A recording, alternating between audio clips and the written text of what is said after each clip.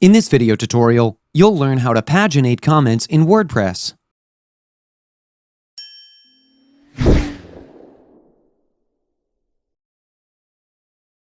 Blog posts with a lot of comments load slower than other posts.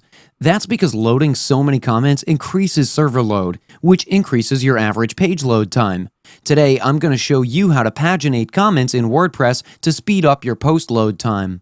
To do this, in your dashboard, go to Settings. Then click on Discussion. And here in the Other Comments settings, there's this option, Break Comments into Pages. And here you can select how many comments you want to display on one page. And then it'll select the top level comments to be displayed on the first page and the other comments so on. So just enable this, and then change the number of comments from here.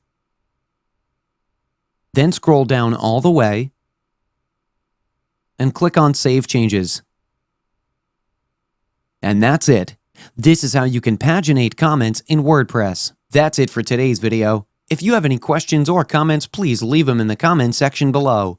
And if you like this video, please click on the like button. If you're new to our channel, hit the subscribe button and tap the bell icon so you don't miss any of our future videos. Thanks for watching. We'll see you at the next one.